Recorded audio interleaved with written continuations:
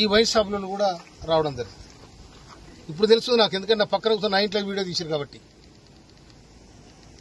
అయితే నేను వాళ్ళతో మాట్లాడే సందర్భంలో మరి ఎవరు తీసిండో నాకు తెలియదు. నేను వాళ్ళు వస్తే నా ఇంట్లో వాళ్లకు ఛాయ్ ఇచ్చి మంచినీళ్ళు ఇచ్చి మరే చేసి నా దగ్గర కూర్చొని పెట్టుకున్నాను. ఏ ఎమ్మెల్యే కూడా కూర్చొని పెట్టుకోడు.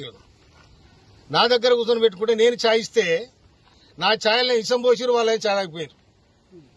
ఇది తీన్మార్ మాలిగాడు చేసిన లెక్క. ఇది వారి మనసులు ఇవాళ ఒక మందుల సామెలంటోడు నికారసన ఉద్యమకారుణ్ణి ఇవాళ తుంగతుర్తి ప్రజలు నన్ను దీవించి ఈ విధంగా గెలిపించారు.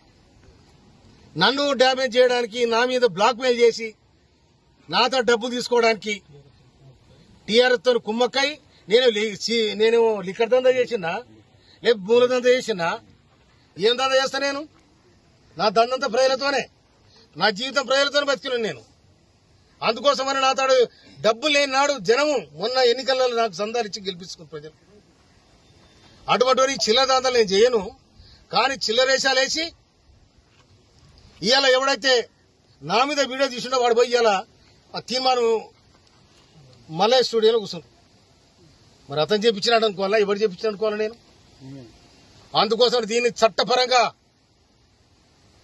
ఇవాళ ఒక దళితుడు, ఒక మాదిగ వ్యక్తి రాష్ట్ర ప్రభుత్వంలో ఉండడం ఇష్టం లేదా? బీసీలు అంటారు, ఎస్సీలు అంటారు, ఎస్టీలు అంటారు, సామాజిక న్యాయం. ఎక్కడ పోయినా సామాజిక న్యాయం ఇదేనా? బ్లాక్ మెయిల్ రాజకీయాలా? సామాజిక న్యాయం ఇదేనా? ఇది కాదు కదా. సమాజం ఏమనుకోవాలి? దమ్ముంటే తుంగతుర్తి గడ్డ మీదరా, తుంగతుర్తి గడ్డ మీదకి వచ్చి ఇవాళ నేను చేసింది నాకు చెప్పాలి.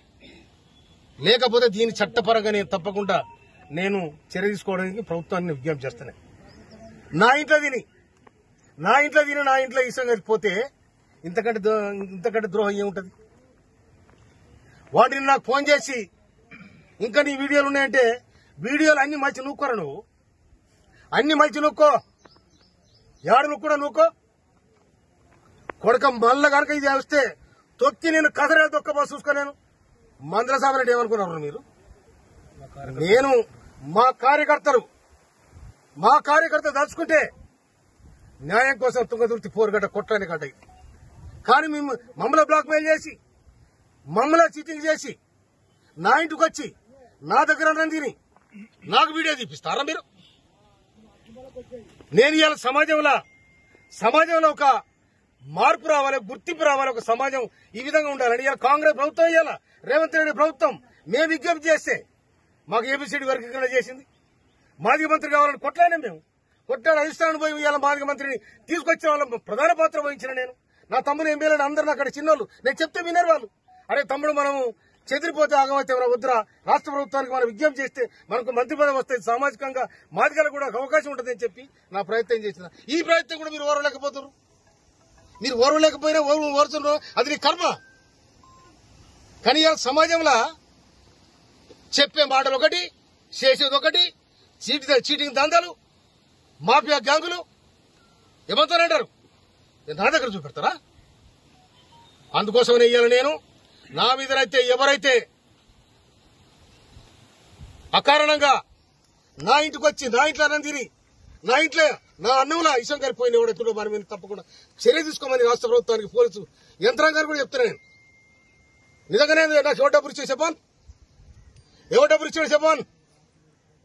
వాళ్ళు వస్తే తప్పకుండా అన్ని వ్యవహారాలు మాట్లాడతాం. ఒక మనిషి ఇంటికి వచ్చినప్పుడు ఉత్తు వచ్చి కూర్చున్నా కూడా ఏం జరుగుతుంది, తుంగతుర్తి ఏం జరుగుతుంది, రాష్ట్రం ఏం జరుగుతుందని మాట్లాడతాం.